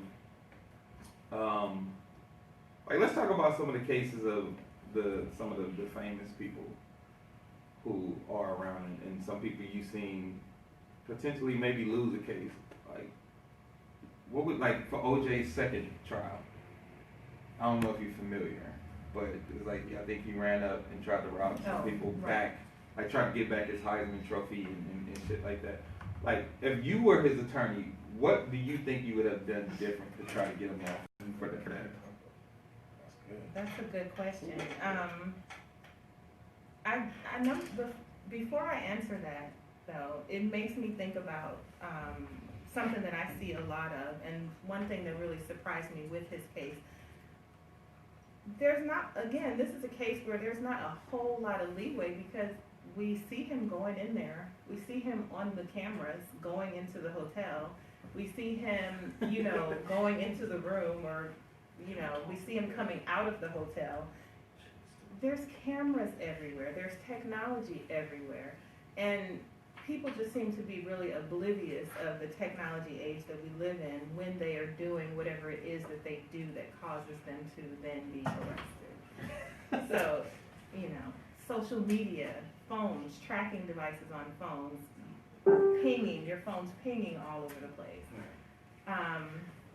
But as far as OJ is concerned, I really didn't pay that much attention to it. I just couldn't believe that he was in another situation. I think that's how everybody feels. Yeah, I kind of you talking about the just second couldn't case? The follow second it. case. Yeah, I didn't really follow that one. So basically, Well, I feel like he was set up. I feel like we I had set up. literally He was was gonna guilty say when he that, started. and actually he was, because I was like obsessed after the miniseries. Yeah. And so, you know, they were showing everything. So they gave some very specific things. So I guess what happened was his stuff was in storage. He was gonna go get it. The person said, okay, blah, blah, blah. And it just got like out of hand. Like and it was all recorded. Like she said. And the Like, thing they about- recorded the conversations they recorded before, conversations. right? Not only that, like Quincy could talk about like the different like avenues that the police go to investigate, because like they had like hotel surveillance. They have all kinds of stuff that you wouldn't even think of, you know, and they pretty much pieced together the whole like situation. But the fact that he actually did it, like he actually did what they said, like he had somebody in the room, they said it was kidnapping, like all that stuff, like He was fucking up. yeah. Yeah, I mean, OJ's convicted for killing Ron in the car. Yeah, that's what it. I mean, that's what I said. Yeah. Because for the dudes who actually had guns to be out of jail right now, and for him to get he got 33 years. 33 years. Yep. Is insane. Because I don't see how can you hold him for these multiple charges of kidnapping and where the people who actually have possessions of a firearm are out and free. I think the guy that actually had the gun did a year in jail. Yeah. So we all know. Look, he went to jail for killing Ron Nicole. That's what I'm gonna say. I mean, that's what I feel like that was the get. They like we gonna get your ass one way He or just another. made it very easy for them to do. Yeah. Yes. Yeah. I mean, they're after you. Like you saw Robert Blake. I would say Robert Blake told them dudes was doing random drive-bys on middle-aged white women in Sherman Oaks, and we haven't heard from him since. He got off. We're not coming out anything from Robert Blake. All day out there, I'm like, he's doing it. It was like, then he write a book. If I would have done it, I would have done it this way. I'm like, but even after, if they ever get your ass again, you're going down. But even after, like right after, he was like doing a video. He couldn't understand why he couldn't get that OJ life back. Like he didn't understand That's what it was. why he wasn't like needed to be the OJ. man Why he again. wasn't the juice. Like he lost all his friends. People like, you know, whatever he was trying to throw parties. He just couldn't understand why he just couldn't be back to who he was You before. know what takes it? I know you said you was obsessed with the miniseries. I was too. Mhm. One thing the miniseries showed me was Johnny Cochran was a bad motherfucker. Man, Like a I bad believed motherfucker. that I believed in Johnny Cochran. Like if he not won, I wouldn't have understand why. He did. If you ever want to find an error in law enforcement, it's chain of command of evidence. That's where a lot of cases are lost. That OJ case, dude. Let me tell you something. They tell you when you collect blood, you take that directly to the lab. You log it in, you put it up in the fridge in a paper bag. Blah blah blah. You don't keep blood in your car for 2 and 3 days. Right. I mean, they tell you. I mean, I've seen officers who held evidence in their locker, then the next day put it in evidence, and the defense attorney ate his ass up, and we ended up losing the case because he held the evidence Yeah. in his locker. He didn't take it home or nothing, and that case was destroyed at that point. Because once you start like, why are you keeping blood for days? I mean, And then like You that. start doubting. Yeah. So like, That's like, out. like That he was was smart funny. as hell, and Christopher Darden was a better attorney than people gave him Wait a credit minute, for. why did I just see? I don't remember what it was. he's a defense attorney now. Yeah. And he's an excellent defense attorney. He Well, was- hell, he was an excellent prosecutor. They just wasn't fucking with him. They was Yeah. not like They weren't literally listening the whole to thing. him. He was like, do this. They were like, Like, how you gonna have me? Hey, he How you told- gonna have me as a token black guy and not listen to my Hey. token comments? Yeah. Tell her, do not put Mark Furman on the stand. Like he's racist. Like, But it started. The best thing that they got going was having a jury with was it 9 black jurors? Yeah. Yes. Well, that was the first thing because they actually had an audience who was willing to hear Yes. this case. And I know that's everybody a else had struggle. made their mind up on. Yeah. you know, That's Jill, extremely from difficult. personal experience, I find out jury selection is beyond the most important thing you can have. I mean, if you can, and I've seen it how it works, because I guess you have, it's like 5 people you could like just remove, and the games that I saw attorneys play to get the The certain one they actually wanted. that the ones they actually wanted inside the box. It was crazy to see the chess game that's played on both sides, and you really have to listen to people's answers when doing jury selection. I was like, damn, I didn't realize like half the battles won doing jury selection. Right. And I was like, damn, I didn't really realize how important it was until, you know, I was actually a part of it. I could see how attorneys was trying to manipulate to get the right certain amount of people. Well, that's a good Involved. point. And it's a great point to say that black people need to stop trying to get out of jury duty. How many times have I said that? Man, I've been getting on people's asses for bragging about getting out of jury duty. People think it's a sport. yeah, and then they, Right. and then that, like again, and then that's I avoided it for because I don't know if I thought it was sport, but I just ignored it. But I avoided it for until they sent me the postcard that threatened jail time and $1,500. So I was like, you know what, let me go jury duty.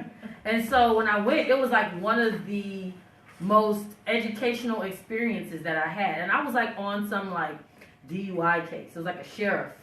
And he got, he had some DUI issues. So I learned a lot about how they use the laws, specifically for the jury instructions, how you really have to know, because this was a sheriff, so he knew what to say. So you just learn about that entire process, and they look for people who are educated and knowledgeable. They pretty much say if you tell them you're a teacher, you're going on there. Like they're gonna try, somebody's gonna try to get you. Well, that's the thing, the difference between the prosecution and the defense. So Mhm.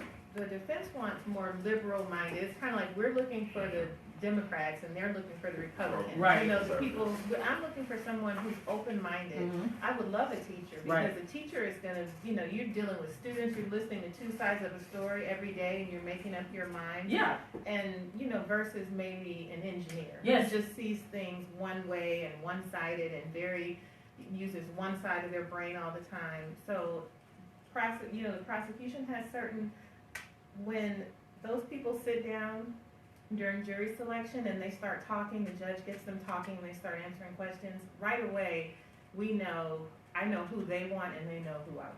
So then it just becomes, how many do I have to kick off? How many can they kick off? And, Yeah. Well, I confuse the hell out of people because the moment I tell them that I was a former cop, I see the defense go, but then I go, and then we get into more like, well, I feel like that they asked me about racism in law enforcement. Then the defense attorney go, oh shit, like, Right. so they both be trying to figure out. So I'm trying so hard to get in the jury, but because I think that I've seen it how like you have 50 people and there's 5 black people. I've seen where one side purposely use, like I said, they got about 5 people They that use all to get they rid of all use the black all people. to get rid of the black people. Like I've seen it happen. Like, dude, I mean, Like, you literally was like, you're getting rid of all the black people. Dude, like the attorney basically said, Your Honor, like, well, there's things we can do if the prosecutor does that. If they do that, we can challenge it and, if the judge agrees that they have kicked off X amount of jurors because of their race or because of their gender or whatever, then that can be challenged and then there can be some really strong repercussions if it's found that that's what a person did. the crazy thing, it was black people that was actually, you would probably think would be more favorable to their side. Yeah. But since it was pretty much a race case, Yeah. There you go. they had to go. Well, let me ask you this, Jill. I don't know how much of it you can talk about, but I don't know if you had like a favorite, but like, what was one of the most exciting cases or a case where you was like, holy shit, I can't believe I'm trying this case?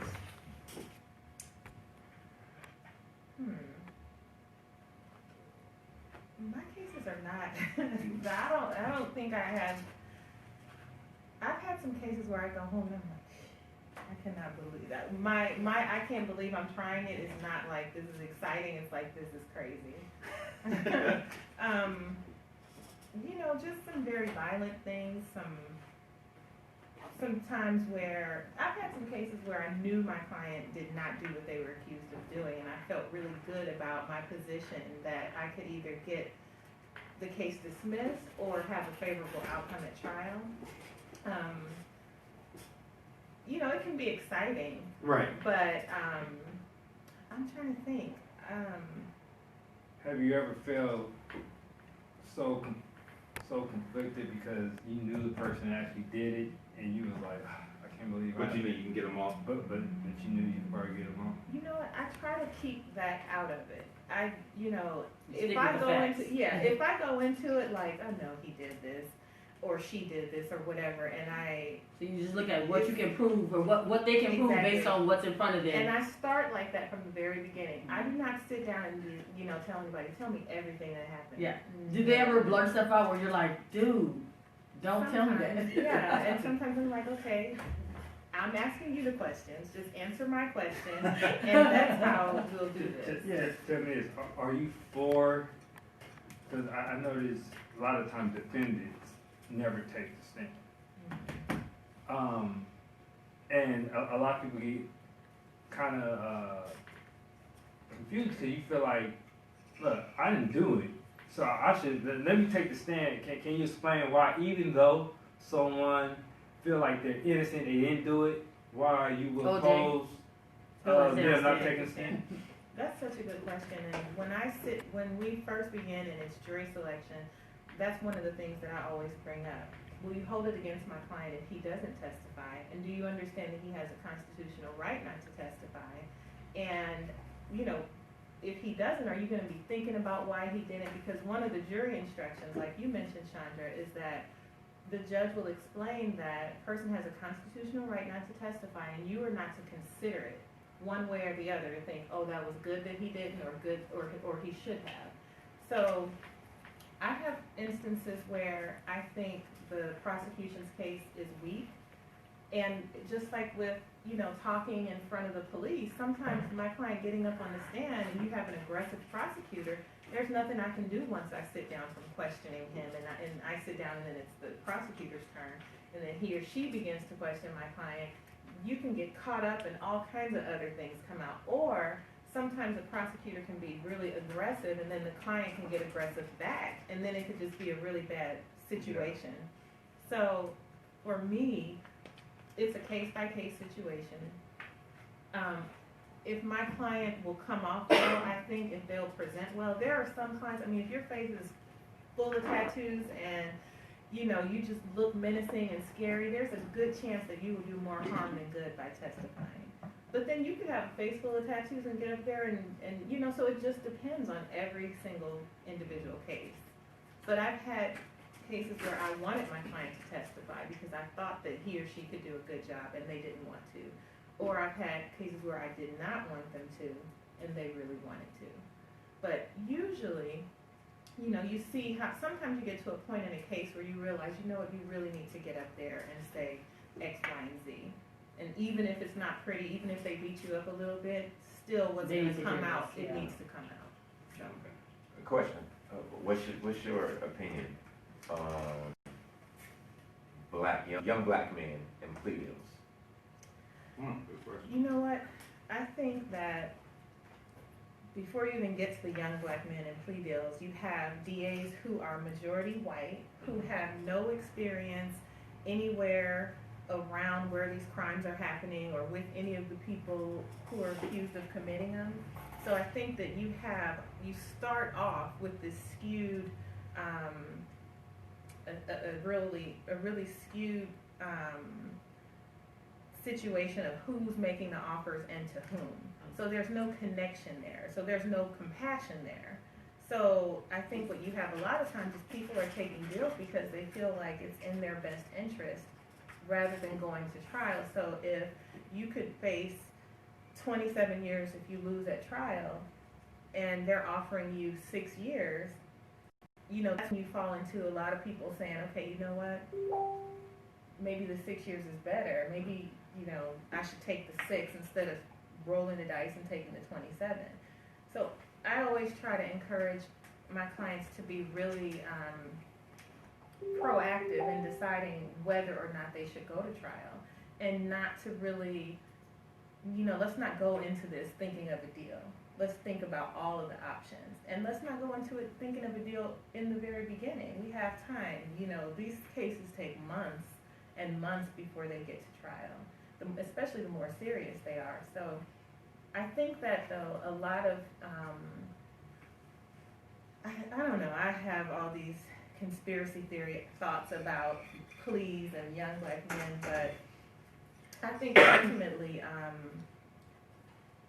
you know, sometimes it's in their best interest, sometimes it's not, but I think that the system operates on the likelihood that they're going to take the deals. Only, I mean, like 95% of cases settle. Wow. Yeah. Something in the high 90s. I've been on cases. I'm curious, how often do you guys negotiate deals once trial started? Because I've seen cases where they were off, like you said, when you're dealing with young black males and you tell them, look, you can do this 5 or you can face that 25, any person is going to say 5. whether you innocent or not, because there's a risk. There's a huge crapshoot if you spend 25 years of your life in prison. So my question is, I've seen people take plea deals where we couldn't even find a victim. And I'm like, if they would have just extended and went to trial, you would know that we can find a victim. Because once you get to trial and there's no victim, a lot of times there's Yeah. no case. Exactly. So I was wondering, how often would you really, because, and key witnesses as well. We couldn't find victims or witnesses, but people would take the deal because, they don't know that. Yeah. But so I guess my question is, how often do people get to trial to really kind of, I guess you could say you call them a bluff to see what they have and who can they present, and once you get there, how often in trial do you say, okay, can we discuss something, if there's something actually there? I've had cases where that victim or that key witness shows up like on day 3 of the trial, like they can't find them the whole time, and so you are moving forward, and then I've had police bring in witnesses in handcuffs. I've had police bring in victims in handcuffs because they didn't want to be a part of it. Yeah. A lot of times in domestic violence cases, where you have like a man who's been accused of domestic violence against his wife, his girlfriend, his domestic partner, whatever, and then you get to trial, and she gets on the stand and she says, she refuses to say anything against him. And she has that right in a domestic violence case. And so, you have situations like that. Then what do you have? You have a dismissed case. So sometimes though it can backfire. You wait and wait and wait, and then that deal that you were kind of bluffing on comes off the table, and now you're at trial.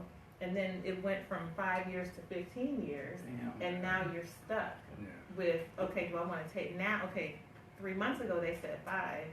Now I'm here and it's 15. If I lose at trial, it's 30. So it's like, what do you do? Yeah. That's how they got my brother, because and what disturbed me was they ended up getting a second witness, and I said okay. And so my mom couldn't afford a lawyer; she had a public defender. And so in literally 10 to 15 minutes, I started asking my brother and my mom what took place at the event. And in that amount of time, I was able to create so much doubt. And so I was telling my brother, fight it. I said, there's tons of doubt. There's no way that these 2 witnesses can see whatever they thought they saw amongst thousands of people. If a gun shoots off, there's no way no one's running to the gun shooter. A teacher's not running to someone that's carrying a gun shooting in the air. And so there were so much things about it, but because he's went to trial before, and because initially it went up, and then this public defender didn't even try, didn't even really. It was just like, hey, you know what? Come in and take the plea deal. And now my brother's doing, he's doing time, and of course it could have been worse how he got convicted, but it was just very disturbing to see that there was no effort, and it was a scare tactic to get him to just say, hey, I'll take the plea deal. Well, that's always the scary part, is the unknown. You don't know whether it's a scare tactic or what it is, but, it's really about going through and knowing the facts, knowing the evidence against your client, and having a good communication with your client so that that person, like I said, I don't ask anybody, like, just tell me everything that happened, but I need the answers to my questions so I can help you decide what's probably in your best interest. T. Marie, she has a question. So my question is, how do I want to word this? I know of a person that is incarcerated right now, but they're on trial.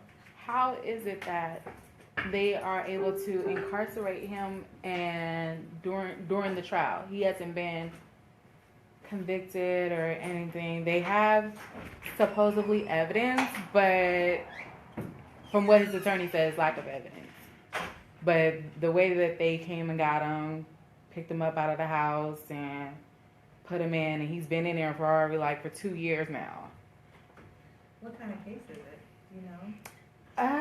Murder. Or is it, it would. I mean, the only thing I thought it would be murder. For him to be in jail that long until and for waiting on a trial. But the thing is, anytime you get arrested, you either get released on your own recognizance, So the court allows you to basically sign paperwork swearing that you'll come back or promising to come back to court and not, make all of your court dates, or you have to post bail. So if he's in jail awaiting trial or during his trial, it's because he hasn't posted bail. And chances are, if it's murder, it's at least $1 million. So, which means it would be very difficult to pay that amount. And so, that would be why he's in jail. I mean, anybody's gonna stay in jail unless they can get released OR, or they can post bail, or the case gets dismissed. So, jail is a part of it unless those other things happen. Okay. But I'll say this, if he's in trial right now, what happens is they bring him from the jail in his, county blues or whatever he wears at jail. But then either his attorney or his family make sure that every day in trial he's dressed in regular clothes. So he'd probably have on slacks and a button-down shirt, a tie, sometimes a suit. So he's not sitting there in his, county blues looking crazy in front of a jury. He has the option of coming and being dressed. So just because he's in jail, it's not necessarily true that the jury knows that just from looking at him. Does everybody have that option? Because I've seen it where where people in court are dressed in whatever they're wearing in jail. It's like, does everybody have that option, or they just, because they just haven't? Sometimes they don't want to change. Sometimes, for whatever reason, I don't know, but they do have the option of changing unless there's some other extreme situation going on. But everyone should be able to wear regular clothes during their trial. Mm.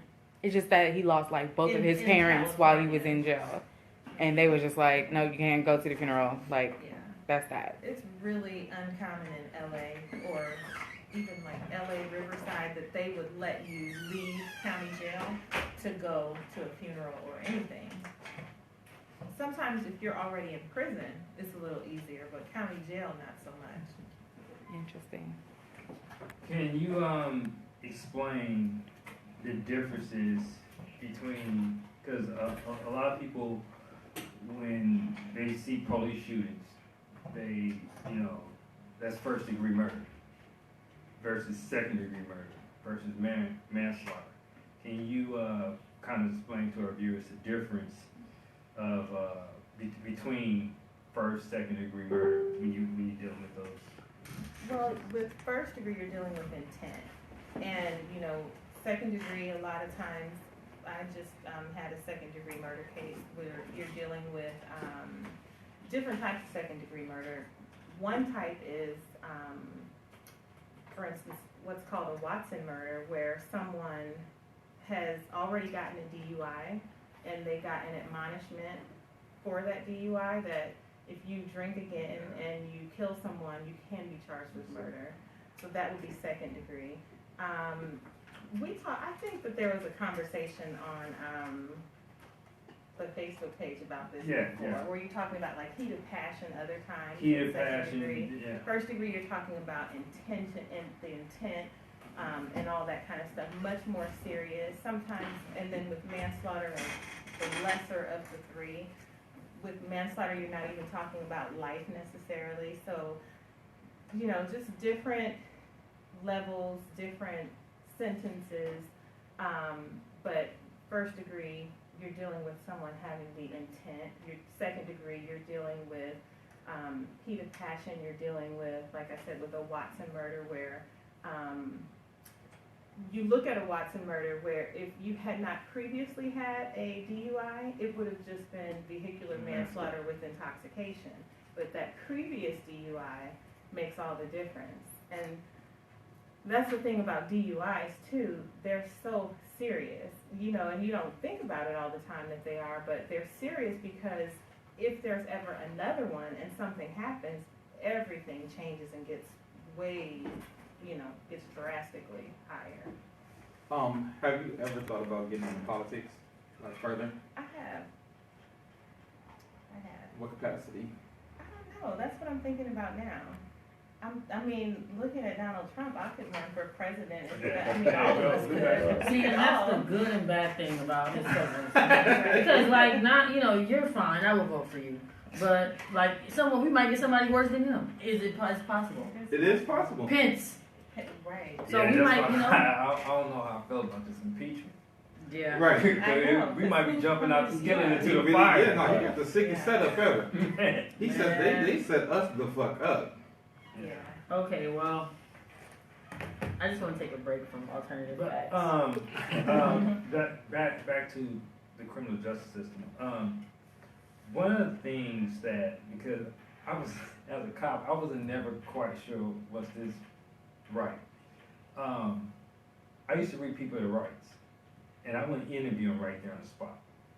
So I would handle my call. Then, and also, you guys might want to look out for this because it worked every time. So I would read them their rights, but I wouldn't talk to them right away. I'd just go handle my call. I want to take them to the station.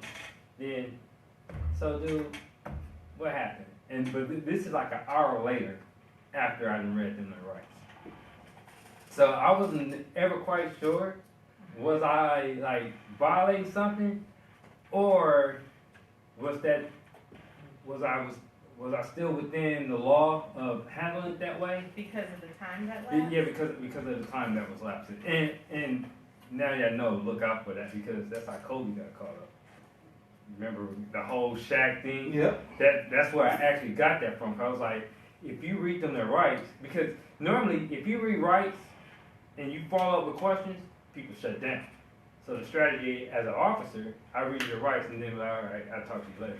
And then they didn't forget that I read them the rights. By the time I take them to downtown, get them in the room, talk to them, and they just think we just talking, or I be booking them and they just talking, but I'm writing down everything they saying. Well, now, the majority of, a lot of times when people do talk, when that officer comes into that room, there is, you have them fill out the paperwork Yeah. saying, circling all the yeses, I agree, blah, blah, blah, and then signing at the bottom. Yeah. But one thing I will say is if you arrest someone, a lot of people think that at that moment you have to read them their rights. And technically, you don't have to read them their rights at that moment if you don't ask them any questions. But before you ask any questions, you do have to read them their rights. So if someone else, like let's say you arrest someone and then an hour later someone else comes in the room, then they should be asked to they should be read their rights and ask if they agree at that time. And then the moment that they say that they want a lawyer, that's when all conversations should stop. Now, all of that is idealistic because it doesn't always happen like that, as you know. So how things should happen and how things do happen are extremely different. Let me ask you this. You have beautiful family, How is the work-life balance? Because I know you have a daughter who runs track, a brand new baby, and husband. How do you work out that balance? That's a good question. And yesterday, I was just at home. I didn't work yesterday, and I was pushed. Oh, I had a play date with my baby and my friend and her baby.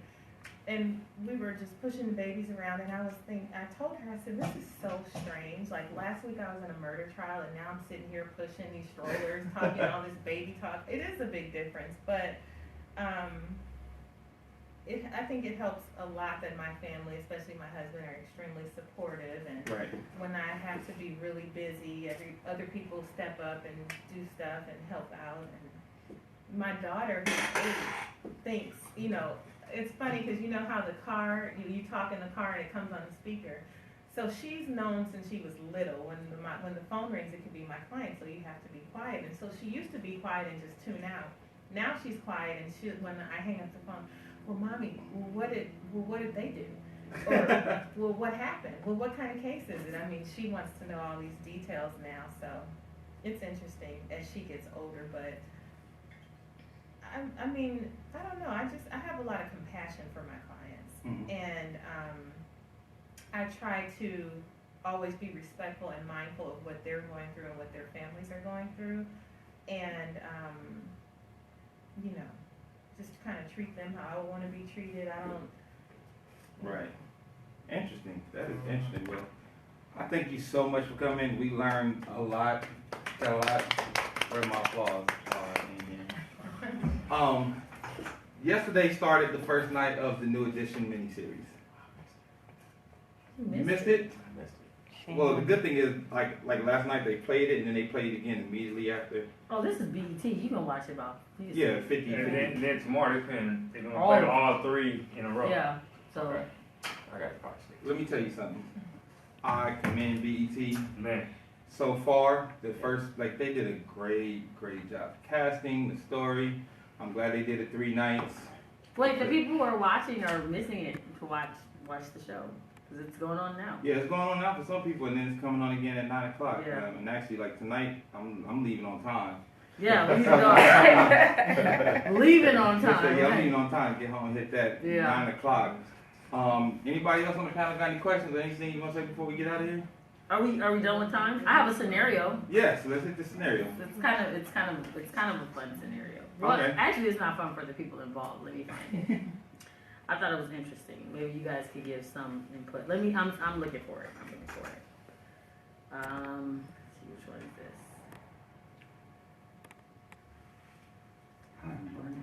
Okay, You have to? No, I see you. what should I do? Which one should I do?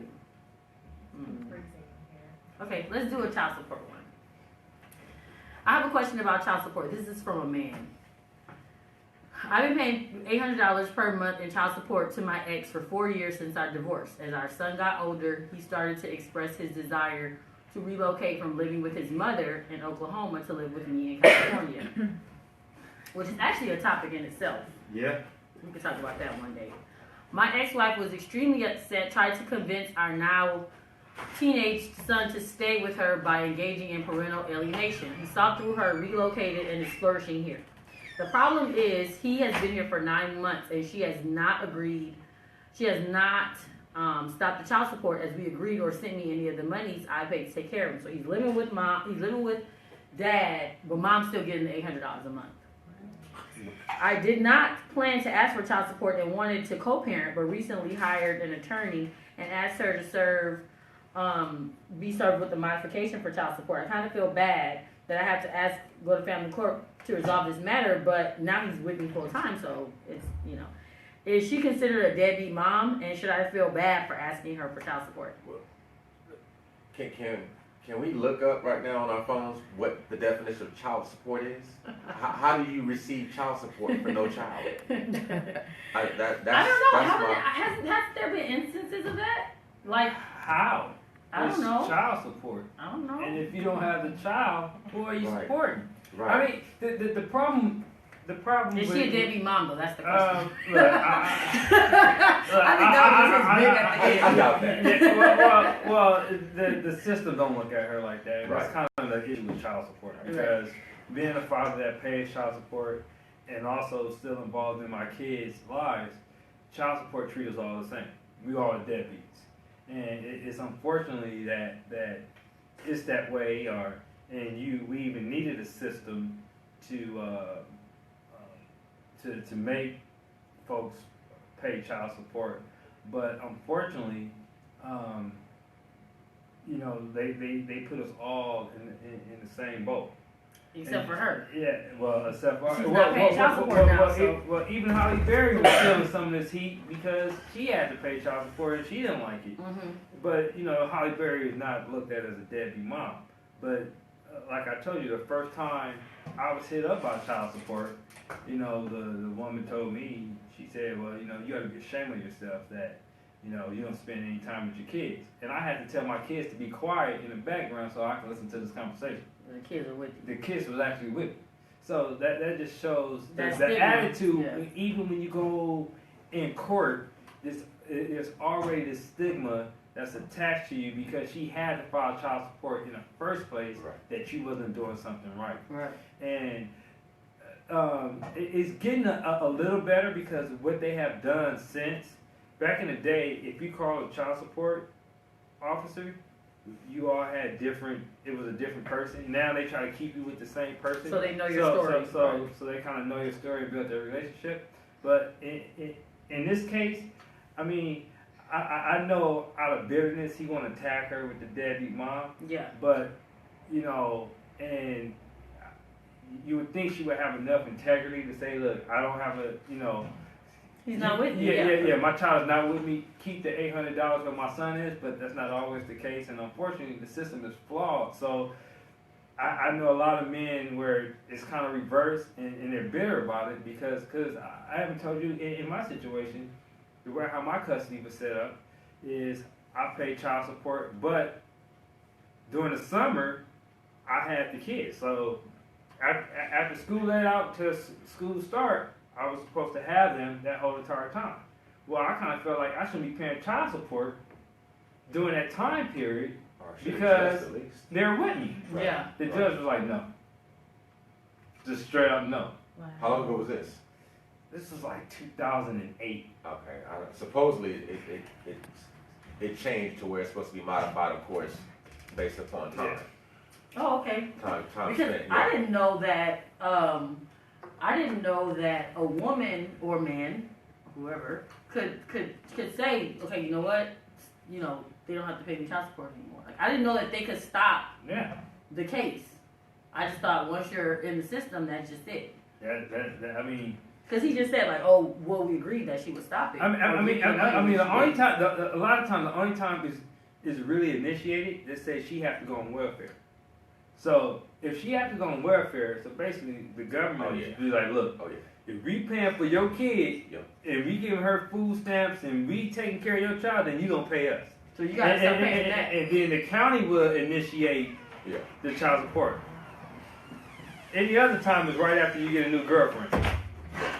Right. No, that's extremely true. Oh, I told you guys that made me laugh today. And unless she finds a man within proper time, unless she finds another dude within a certain amount of That time. is not in the law book. Yeah. The moment you find It's in the unofficial law? the moment you get a new girlfriend, $5,000. It's in regulations.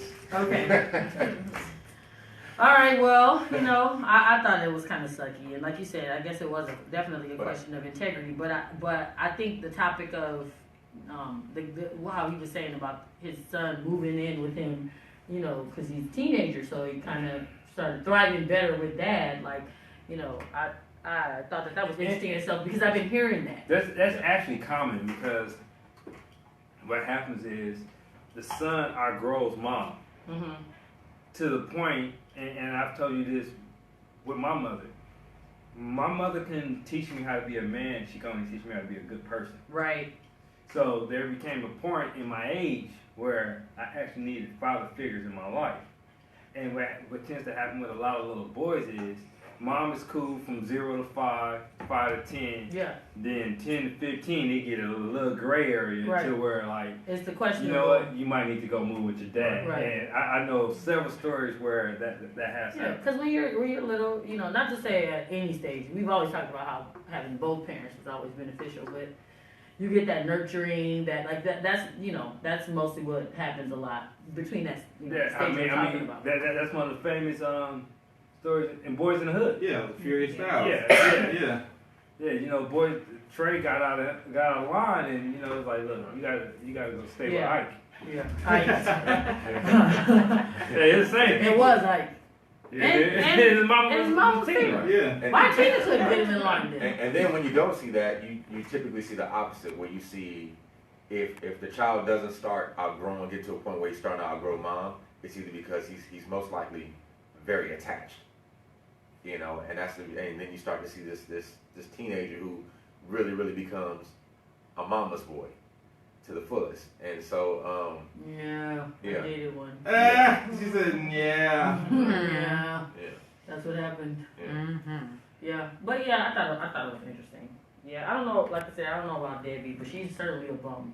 But if I'm correct, it said that they had an agreement, so that means they didn't go to court. That they had an actual verbal agreement amongst each other that the boy would come to California and that he would still continue. It's kind of more an integrity issue. Yeah, because then, I'm sure the child support was ordered. So now you're verbal. He's like, we agreed that she would give me the money or, stop the child support. She didn't do either one.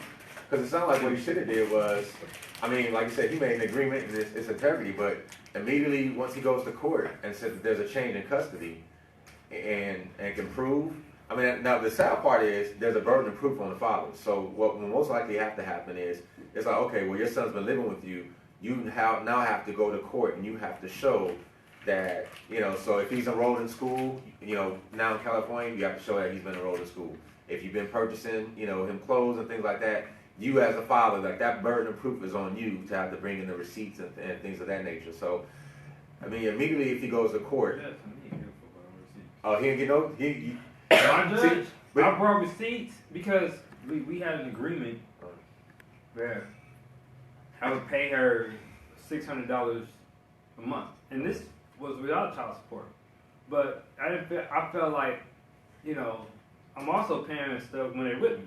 Yeah. So it kind of balance out. I know people here like $600 a month for 2 kids is not a lot, but also it's not like when she called me like, well, I need this for this. I'm like, oh hell no, $600 supposed to pay. Yeah. I wasn't doing that, or when the kids are with me, I'd be like, well, where's that $600? Because they with me and they need food.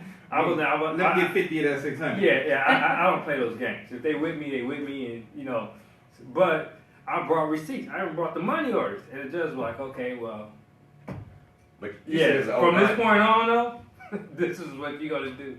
This is what you're gonna pay. And like I said, it's unfortunate because that system, I kind of remember